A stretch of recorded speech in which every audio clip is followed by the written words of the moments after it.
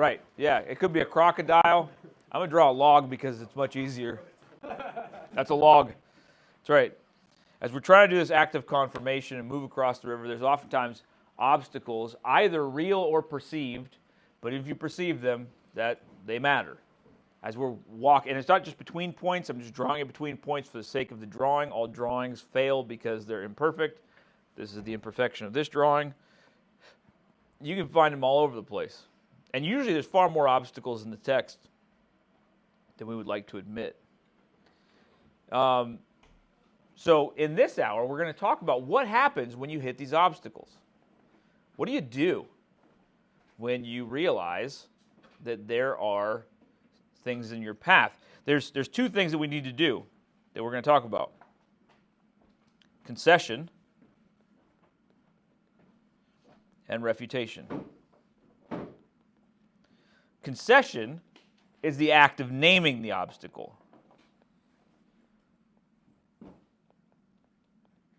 And refutation is the act of navigating the obstacle. You're the leader. You're leading people across the river. So you need to name the obstacle and you need to navigate the obstacle. Let's look at both in turn. Both of these are going to be necessary to continue on in the act of confirmation. These are the things that come up as we're moving across the river. So let's think about concession first. Now, when you just hear that word concession, what's the first thing that comes to your mind? Concede, give ground. Give ground. What did you say? Give up. This is shocking. This is the first time. There we go. We got there. Usually people go, hot dog, something. Which is true, right? That has nothing to do with what we're talking about, but that's usually the way we use concession. But oftentimes it's this idea of granting somebody else's point or giving up something. Technically, it's simply raising and admitting an opposing point claimed in an argument. Okay? I raise and admit an opposing point. Now, concession can sound crazy to preachers. Why might there be legitimate concern of engaging in this act of concession in preaching? Maybe you're even like... Maybe they weren't even thinking about it. Okay, maybe you're not, yeah, maybe they weren't even thinking about that. Good? Could open a whole can of worms. Yeah, so you can open a whole can of worms. What else? Maybe you're setting up something that you're not even going to be able to take down. Okay, yeah. Maybe you're essentially digging yourself a hole that you can't climb out of. Good. What else? People, they don't want to bring them up because they don't have all the answers here in the Bible and all these proofs that they can just give Yeah. for their thing. And when you start asking legitimate questions that people are asking, it's not so cut and dry always. Right. Concession, to some of us, looks like losing. Which, by the way, I'm about to bless your life, especially if you're in a relationship, married or just heading that way. Just, you can win. You can win in marriage if you'll win in any kind of relationship if you just concede. You know what? You got a point. Yeah, take notes. All right. Joseph is scribbling furiously. Concession looks like, yeah. Hi, Grant. Hi, Brett. Write it down, bro. Prepare yourself. Concession often looks like weakness or indecision. At least that's what we think. I think one of the main reasons why we have so much contention in the church, especially between different camps, is because we're unwilling to concede anything. Like, here's the deal. Let's just take, the big one that would apply to lots of us. If you don't concede that baptism and church government are complicated, you're an idiot. I don't care what side of the aisle you fall on. These are not cut and dry things. If the church has wrestled with it for 2,000 years, logic, then it's probably not very clear. I don't care what book you just read. They're complicated things. Now, I fully concede that one of the reasons why there's so many fights is because we're unwilling to concede anything. And I hate losing too. We're terrified to think of what happens if we concede stuff. But there's so much to concede in life, isn't there? Like, let's just engage in a little uncomfortable process of concession. What must you concede? What ought you to concede to trans rights activists? There's no refutation here. We'll talk about it. What do you need to concede? Calling them by their pronoun. You ought to concede to call them by their pronoun. Okay, what's even something, because there might be legitimate debates about that, but what's at least something that you should concede about, like pronouns? Okay, yeah, Michael Lawrence. There you go. There's the argument. Michael Lawrence said we should. We're going to put that on film. Okay. It would be very difficult to think or to feel like you are of the opposite sex. Right. It would be a very confusing world to live in, to be convinced that you have the wrong parts. Good. What else? We can concede the point. They deal with struggles. There's groups of people that do hate them. Yep, exactly. So there has been, through time, a rather significant amount of grief that these people have received. What else? We have to get better about dealing with ontological questions. We have to get better at dealing with, you used a big word, ontological questions. What's that? Yeah, like who we are, like our being. Yeah, okay. Like, is in some way our being separated from our physical being? Yeah, right. Like, yeah, what makes a person a person? That's a complicated question for everybody. We need to get better. That's getting into the refutation and stuff. But like even before that, like it's a challenging thing to figure out for everybody. What else? We also have to be willing to recognize that they see gender and sex as two different things. That's right. They see gender and sex as two different things. And just on that, like, just in case you're like confused about this, sex is the biological part, and gender is the kind of way we go about being whatever those parts have assigned to us. Like, let's just be perfectly frank. The church bears some of, if not a solid chunk of, the responsibility for the confusion around gender. Let me prove it to you. What does it mean to be a man? Not just male, right, with the biological designation as a result of having a penis and testicles, but what does it mean to be a man? Be as swift as the raging river, Be the as- force of a great typhoon. Whoa! Hey-yo! You are swift as a raging river, fierce as a typhoon. Yeah, mysterious as the dark side of the moon. Yeah, good. What else? What makes a man? Cigars and beer. That's right. You got money in your pocket. Providing. That's right. You're providing. You like to burn stuff in the woods and kill stuff and eat meat. Yes, Lord. Okay. What does it mean to be a woman? Arts and crafts. Yep. Sandwiches. That's right. Making the sandwiches. For men to eat. Emotions. Yeah, you're emotional. Raising kids. Yeah, you raise kids. Now, just on the very basics of logic, are there any problems with this? Yes. Good luck telling a quadriplegic man that he had to get out there and provide for his house because he's the male. I could keep going all day. And if you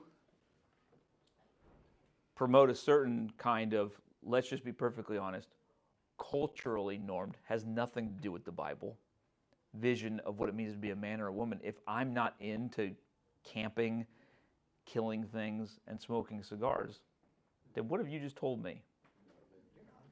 Not a man. Which then raises a question, what am I? Well, if there's just a couple options, then maybe I'm a woman.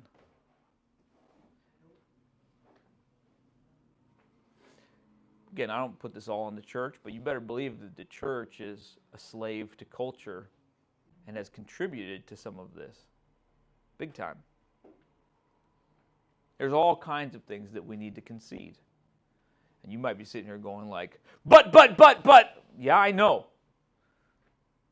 But unless you're willing to concede first, why would I ever listen to anything you have to say?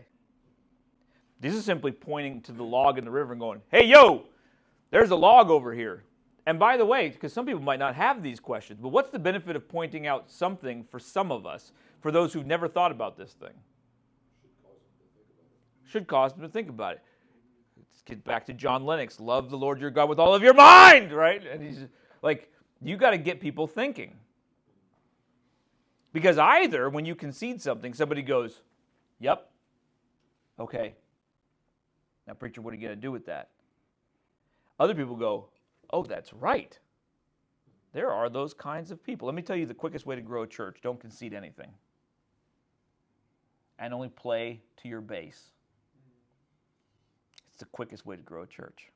So you just get up here and you rip on homeschooling and public schooling because you're a big Christian school fan. Or only get up here and rip on Republicans, or only get up here and rip on rich people. Just pick your tribe, and you could just so the people who come here are Christian school, Democratic leaning. I don't even remember the third one that I said. Poor people. Thank you. And then that you'll grow a church real quick. You get other people who invite their friends and be like, "You got to come hear my preacher. He rips on Republicans." Shameful. It's easy. The hard part is conceding stuff that's actually touching all the people who both listen to you and whoever could listen to you. It can be challenging because people are going to start to feel uncomfortable. Until you start getting people uncomfortable in preaching, I don't know if you're actually preaching. We could just walk through the Bible and I could prove it. The biblical writers are making people uncomfortable all the time. Now, before we get to the refutation stuff, which is vital, we also have to concede that doing this kind of work from the pulpit is much more challenging than in conversation. Right? Why is it more challenging to do from the pulpit? Because you're bringing it up. That's right. Because as you're kind of talking, like with your spouse, and there's a disagreement, then what are you conceding to? Her point, right? The thing that the other person raises. You're listening to them. But even if you've got a rather active congregation that talks back at you when you're preaching, you're still not having a conversation and listening to what they have to say. You're the one that has to actually do the hard work of bringing up objections, troubles that people have. It's much harder to do in one-way communication. It means you're going to have to actually get to know your people. Yep. How do you identify the obstacles well, make sure that you don't Great put question. a rock in the river that's not there? Yeah. Because what you don't want to do is simply create problems where problems don't exist. One big one is you preach to people who are actually in the room. And the people that you're praying are in the room. That's one of them. Another one is that you really do get to know your people. What are the things that my people are actually wrestling with? What if it's like, I know one guy is struggling with this. Yep. But nobody else has this question. But this text specifically speaks. I could just destroy it, whatever, Yeah. This guy thinks the earth is flat, right? Right. Something like that. Yeah. The earth is flat. Are you going to unload just for the sake of that one guy. Maybe. But remember, the concession part is not unloading. Yeah. We'll talk about the unloading thing in a second. But at first, we just do this. Here's the easiest way. I like to have a lot of different kinds of people in my mind. And the more specific the person, the better this works. So you just don't, like, it's much easier than just like, don't just go believer, unbeliever. It can be helpful to be like, what is like an old, struggling believer, or a young, very mature believer, or whatever. But even if you can put a name to it, a gender to it, it's a good reason to have a membership directory. And just think, like, read your whole sermon and go, where are people going like, whoa, hold on. Try to read your sermon through other people's eyes. That's the easiest way. Believer and unbeliever alike. And the more specific, the easier this kind of work will be. But have them be a diverse group. Age, economic status, time in the faith, all that kind of stuff. Because our tendency is to just preach to ourselves and the people like us. Which again, nice part is, easiest way to grow a church. Unfortunate thing, has nothing to do with godliness. So think about very different kinds of people, specific people, and the objections, the kind of things that you're going to need to concede. And if you concede something that's like for a narrow section, but it's like right in line with the text and it's going to help you out, well then, guess what? You go like, now, many of you, maybe you've never even thought of that. Because now I'm conceding to the rest of the group. What am I going to do with it? Yeah. Would you give a personal example? I will give a personal example in a text right now. Mark. I'll give you a personal example by having you get personal. 28 through 34. Mark 12, 28 through 34. Very well-known text. But let's just think about some things that we're going to have to concede when preaching a text like this. Joseph, because he has the question, is going to read it for us. The rest of you, be thinking, what are some things that you're going to have to concede in a text like this? Through what? 12, 28 through 34. And one of the scribes came up and heard them disputing with one another, and seeing that he answered them well, asked him, which commandment is the most important of all? Jesus answered, the most important is, hear, O Israel, the Lord our God, the Lord is one. And you shall love the Lord your God with all your heart, with all your soul, with all your mind, with all your strength. The second is this, you shall love your neighbor as yourself. There is no other commandment greater than these. And the scribe said to him, you are right, teacher. You have truly said that he is one, and there is no other besides him. And to love him with all the heart, with all the understanding, with all the strength, and to love one's neighbor as oneself, is much more than all whole burnt offerings and sacrifices. And when Jesus saw that he had answered wisely, he said to him, you are not far from the kingdom of God. And after that, no one dared to ask him any more questions. Thank you. What are you going to have to concede? Love your neighbor as yourself, with like the activists. Okay. What are you going to have to concede about that, though? It's hard. It's hard. Okay? So, like activists, like, hey, this is a hard thing to do. Because there's probably a good group of people that you don't want to love. Good? What else? I don't always do it. I don't always do it. Nobody does it perfectly. What else? Why are Christians so caught up in other things that seem to be unrelated to this, like gay marriage and stuff like that? Right. So Christians are often caught up in stuff that doesn't necessarily seem to be wrapped up in this. What else? Love is love. Yeah, okay, that's a statement.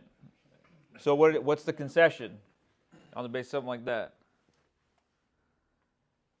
Well, the concession is, you have to love your neighbor, but it's... No, that's refutation. What's the concession? Loving them is letting them do what they want to do.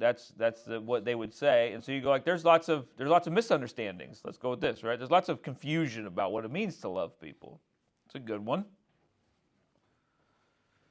You're not far from the kingdom, which means that what does that mean about that person or those kinds of people? Well, that it's easy to be close but not in. It's easy to be religious and not quite get what's going on. Concession all the way down. You're conceding. Like, I'll perfectly concede that while Jesus is clear,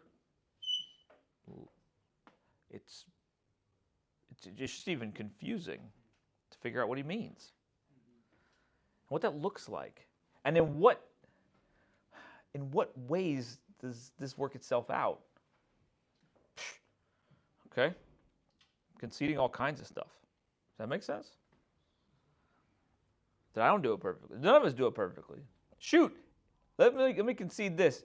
It kind of seems impossible. Great. Now, here's the question. How much should we concede in a sermon? The answer is, it depends. It depends on what? Here's what it depends on. Number one, as much as you think is necessary. Is this necessary? And it's necessary given two things. Given my audience and given my argument. I'm not just going to throw stones in the river that aren't there that just like, one, have nothing to do with the people that I'm talking to, or they have nothing to do with what I'm arguing. Because this is a rabbit trail. And I don't want to get to the end of this thing, even if I refute it well, and then go, now let's get back to the text. You just flunked that sermon. Is it actually carrying you across the river? Again, we haven't gotten to navigating around it, but we're just like, this is a thing. What do we do about this thing that's along the way? I'll concede it. But it's given, how much? Well, is it necessary given my audience? Is it necessary given my argument? And here's number two. This gets to what Ethan brought up. As much as you can successfully refute. Now, do not hear me wrongly on this one. Well, I'm not going to concede anything because I don't want to get trapped.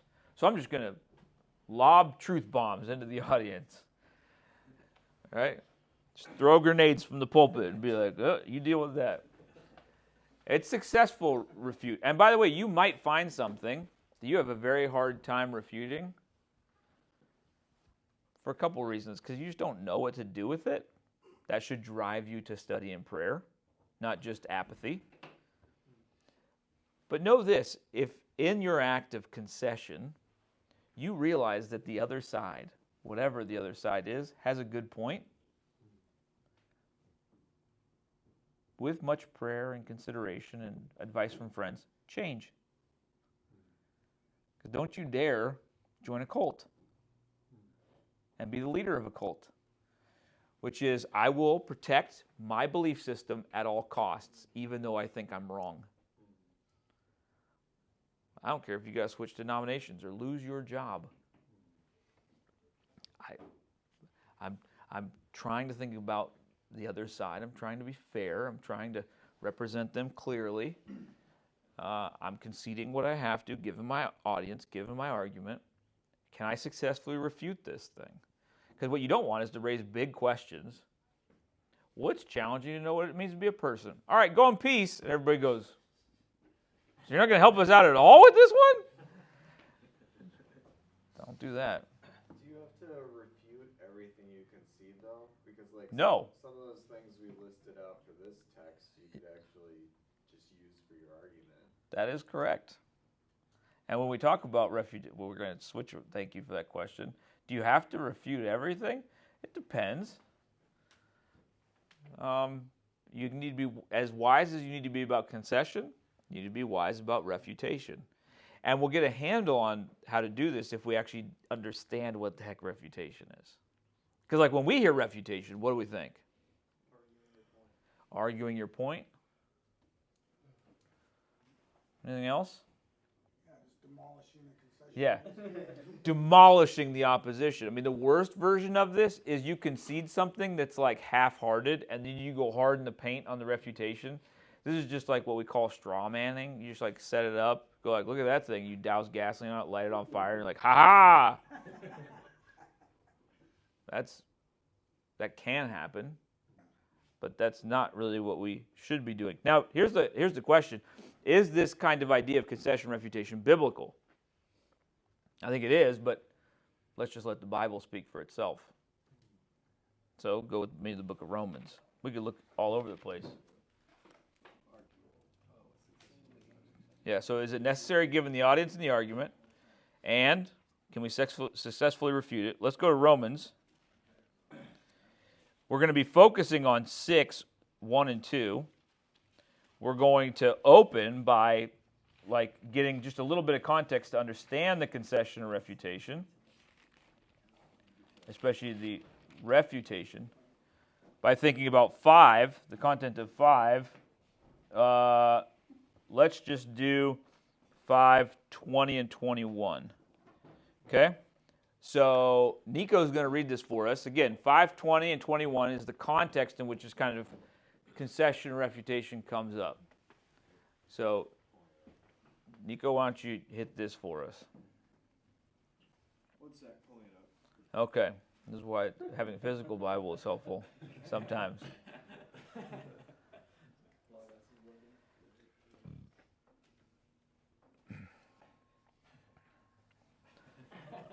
6, 1, and 2. Well, start with 5. Start in 5:20.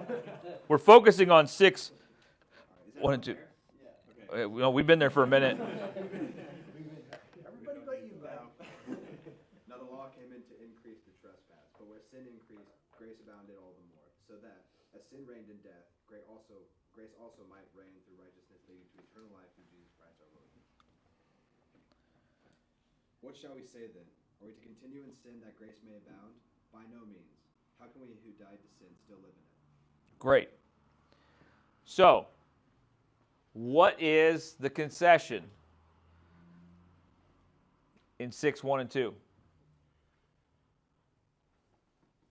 It seems like I'm saying that if you continue in, we should just continue in sin so that grace may abound. That's right. Now, he could have just said that.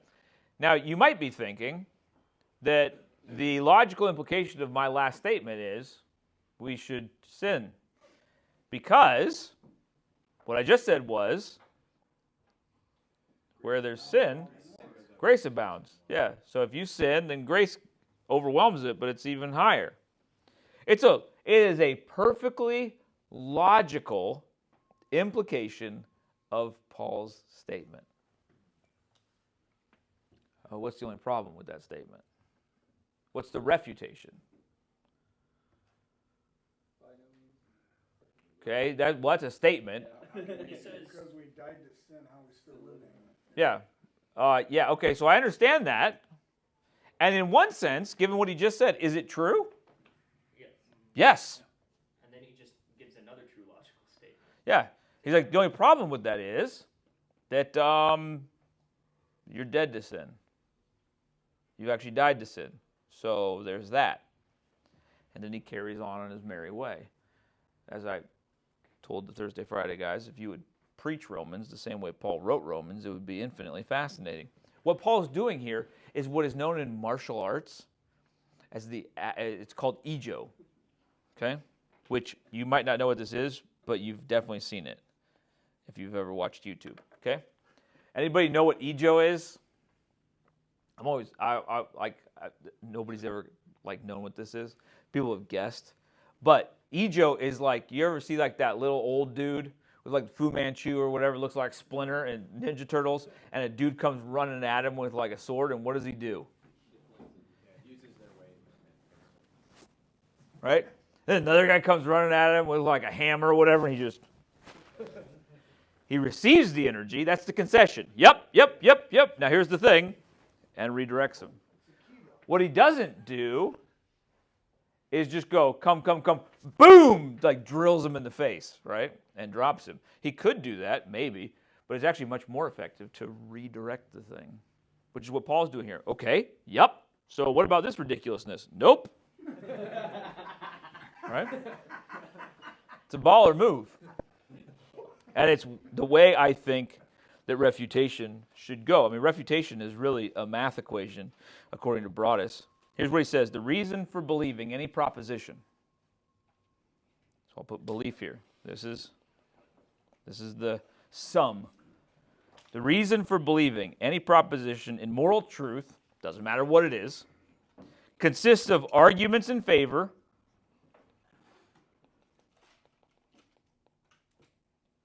minus objections refuted as far as is practicable. Okay? Why would I believe anything? Well, there's arguments for it, and there's objections that are refuted as far as is necessary, or as is practicable, as he says. That's how belief happens. Now, I'm not about to deny the fact that, belief is a divine act of God and all that kind of stuff, but God uses means. Just look at the Bible over and over again. It's like, okay, here's an argument for it. Here's some objections that are refuted. The result, hopefully, belief. This is true of anything in life. And it's what we're trying to do in preaching. Now, beware. Refutation is a sexy drug. Yeah, I like drugs too. Quickest way to grow a church is just light the world on fire. Why does everybody watch NASCAR? For the crashes. That's right. It's also like a real highly stylized male soap opera. Right? But the race itself is watched and beloved because of the crashes. And it's easy to be one of these guys, especially on social media platforms, that is known for just roasting people. So beware, especially some of you who love this kind of stuff, that refutation is a drug. People love to fight and watch people fighting. That's not what we're talking about. Refutation can take 4 forms. Let's talk about the 4 forms. The first 2 are rather unhelpful. The second 2 are far more helpful. But these are all true. First, you can demonstrate the opposition is totally wrong. This is punching the bully in the face. He comes at you, boom, you just knock him down. You do this by showing how the opposition is based on incorrect evidence, assumptions, bad reasoning, prejudice, superstition, ill will, stuff like that. You have no reason to believe that. And this is, I think, what we normally think of in refutation. Not very helpful. Because all you need is somebody to go well, actually, that's not what I believe. It's hard to demonstrate something is totally wrong. The second one, which is the lesser version of this, these kind of we might call less aggressive as we go down the line. You demonstrate that the opposition contains logical fallacies.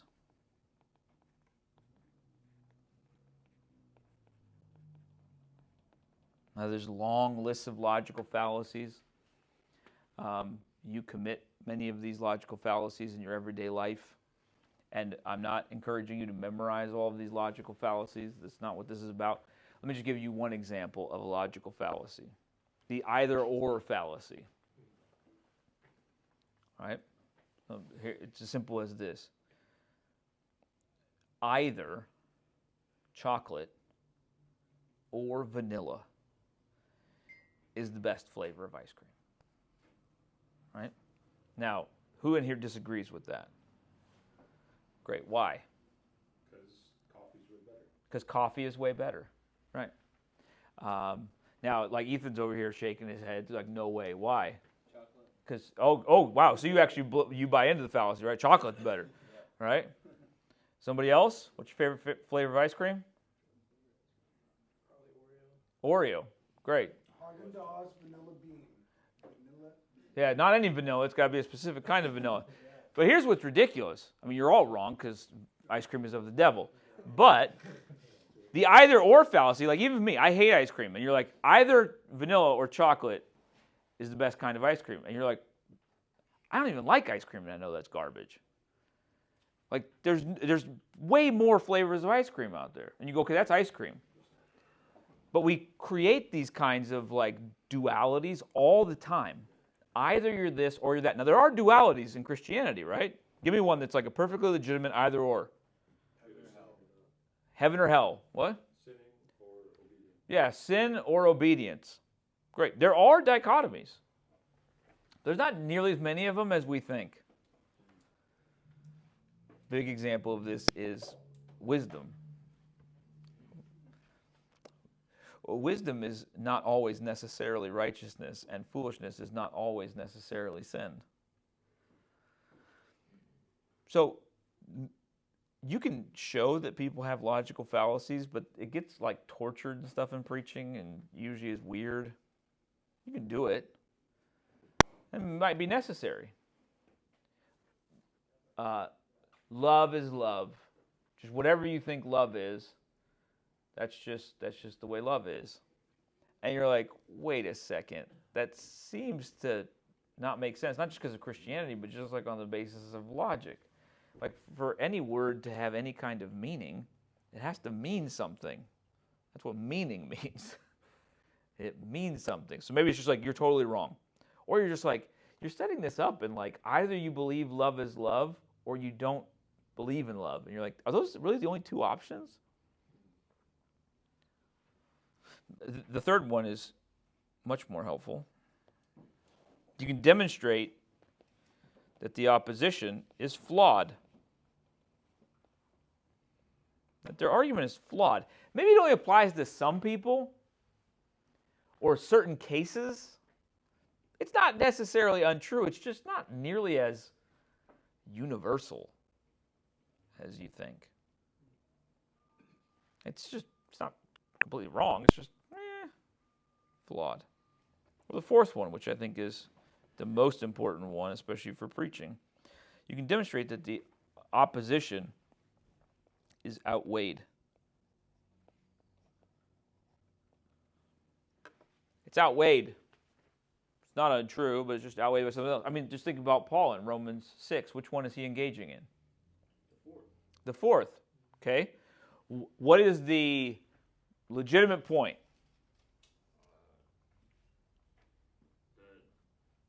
Grace abounds when you sin. Grace abounds when you sin. PK coming in for the win. Finally, he had shoes.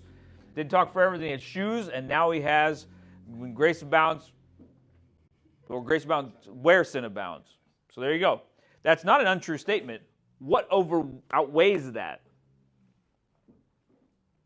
We're dead to sin. You're dead to sin.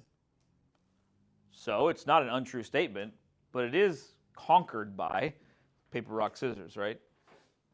Sure, scissors or something, but I got a rock. And rock beats scissors every time. Refutation is never easy to do well. I mean, in normal discourse, what do you get to do? This is very similar to the concession stuff. What do you get to do? You get to argue, debate, and what do you mean by that? Like, how's that benefit? Going back and forth. Yeah, there's a back and forth. There's a back and forth. That's teamwork. You guys are going back and forth. Good job. You get to kind of, okay, so if I'm hearing you right, you're saying this. There is something to that.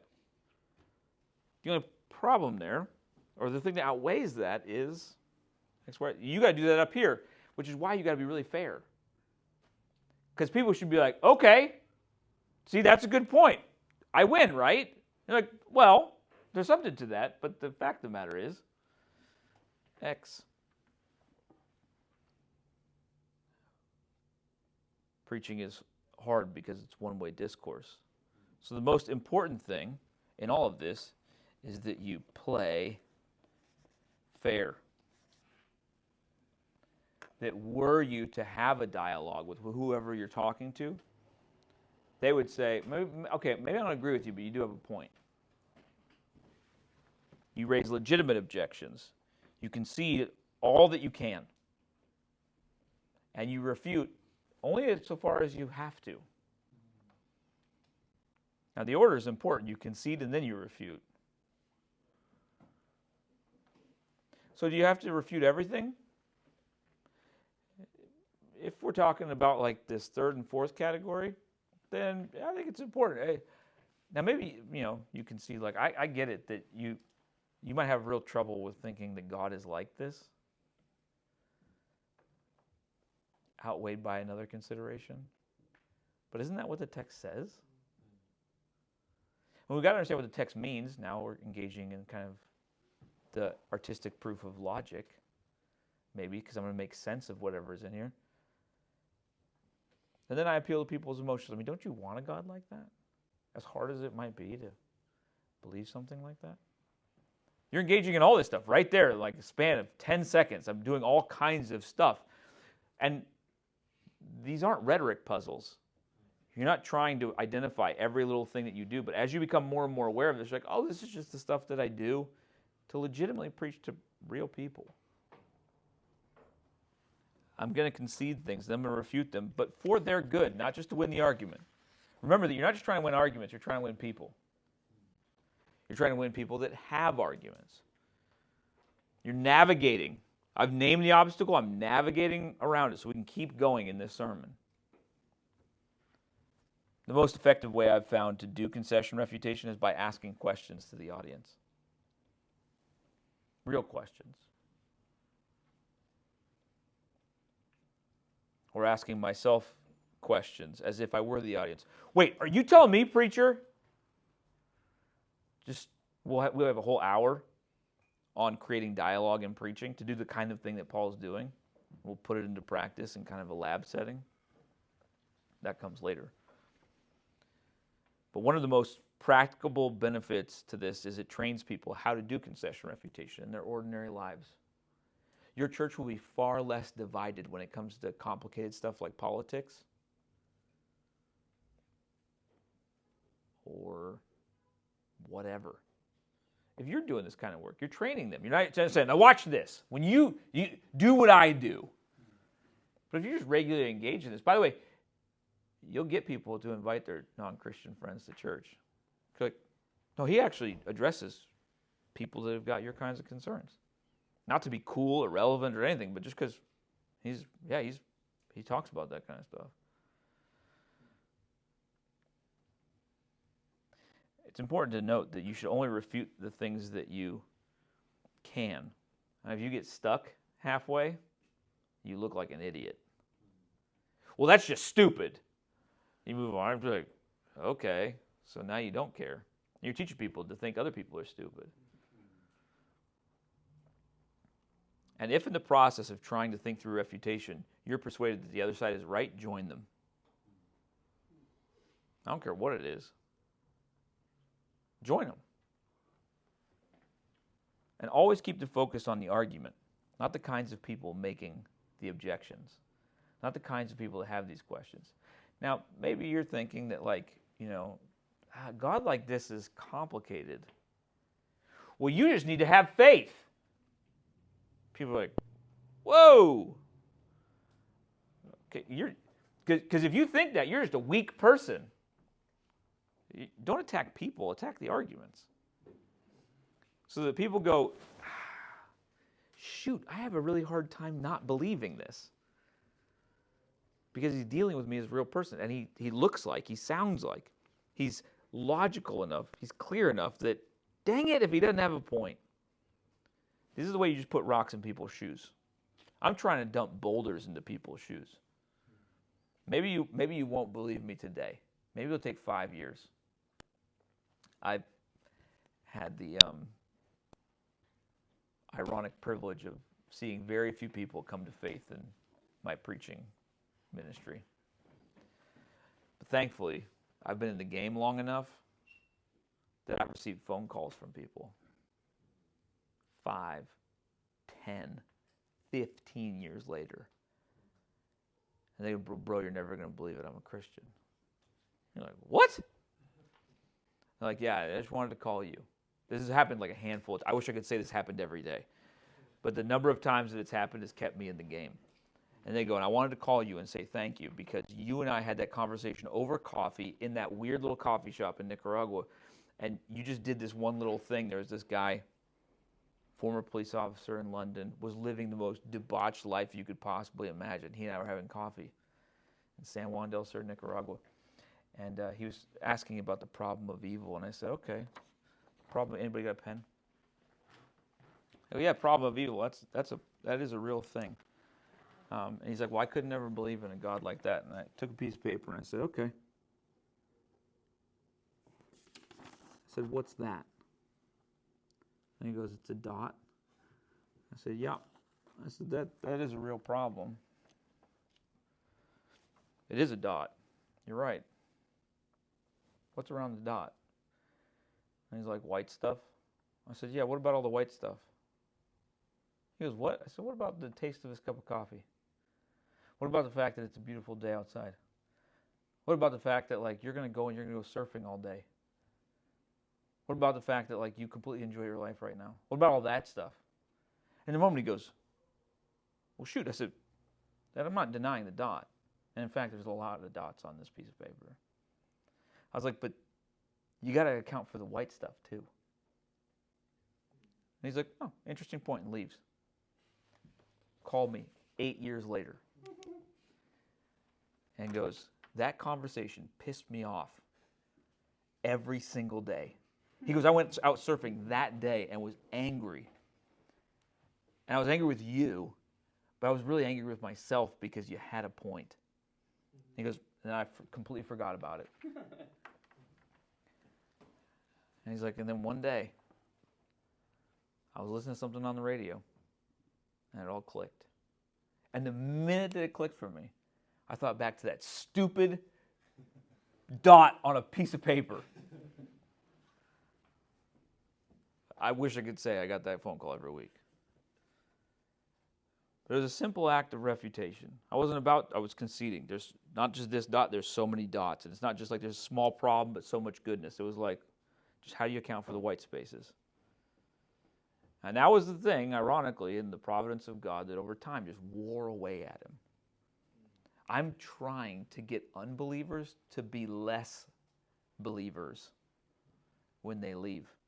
To be like, look, you go hard in the paint. Either you become more like a Christian today, or you walk further away. But pick a side and quit playing the middle.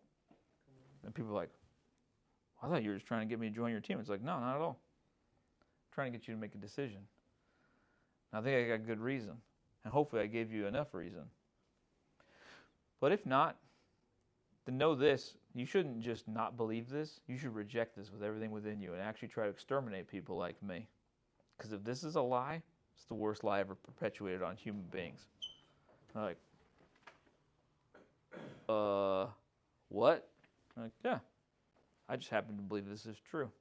And hopefully I've given you enough reason. Completely throw them off their game. I'm not just doing this to win the argument. I'm trying to win the person. Put rocks in their shoes so they'll just grind away at them. Believers too. They leave and just like, well, I don't know if I could believe in a God like that. Why hasn't God ever acted like that for me? And just put little rocks. This has happened too, that they'll call me on Wednesday. Or here in the preaching course, this has happened. Leave out of this preaching course just pissed. I can't believe that this happened in my small group. Then you get halfway home and you're like, dang, he's completely right. Happens in ministry too. Those are the best moments where people go, you know what, you're right. I was just angry. I just loved my sin. I just, whatever the thing is, I just wanted to be right. And that's the point where you're not like, see, that's why you're a terrorist. You just go, cool, man. Great.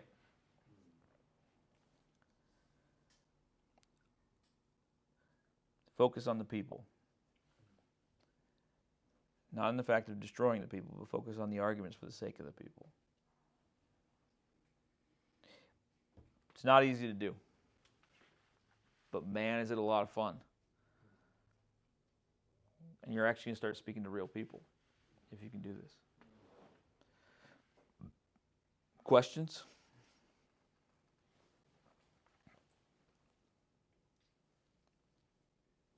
What does playing unfair look like? Yeah. The easiest way to play unfair is to either bring up things that people don't wrestle with.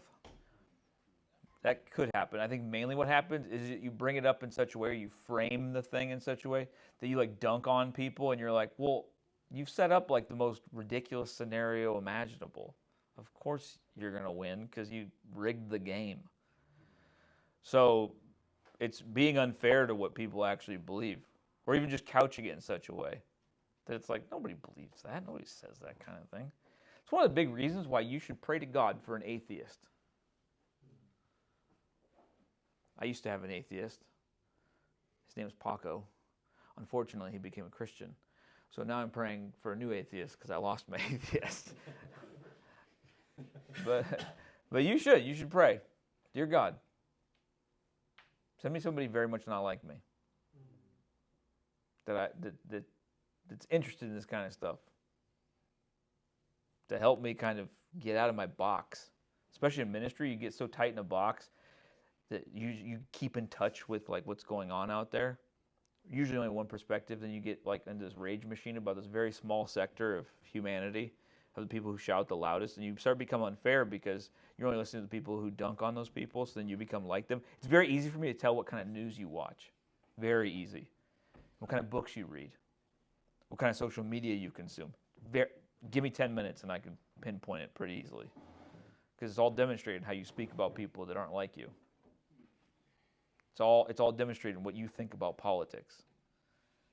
It's like, oh, all right. It's not that hard. You ought to be the kind of person that keeps people guessing. Wait, is he a Calvinist? Wait, is he a Republican? Wait. I'll never forget. It was one of the highlights of my life. I had a young woman who joined the church. She goes, I love this church in a lot of ways. Never found a church like this. I just got one problem. You people are Calvinists. I said, oof. I think it depends on what you mean by that, because there's a bunch of Calvinists that wouldn't own me. She goes, but it's true, right? You're a Calvinist? I was like, depending on what you mean by that. She's like, you believe in the sovereignty of God? I was like, well, yes. That's what it means to be a Calvinist. And she goes, do you believe in election? I was like, depends on what you mean by that, but let me just go ahead and say probably. She goes, yeah, I can't believe that. So, okay. I was like, can you work for the purity and the peace of the congregation? She goes, well, yeah. It's okay. Are you going to be in opposition to it? She goes, no. Like, not if it's in the Bible. I said, fair. She came to me 2 years later. She goes, I need to have a meeting with you. So, great. We have the meeting, and she goes, when are you going to be honest with people around here?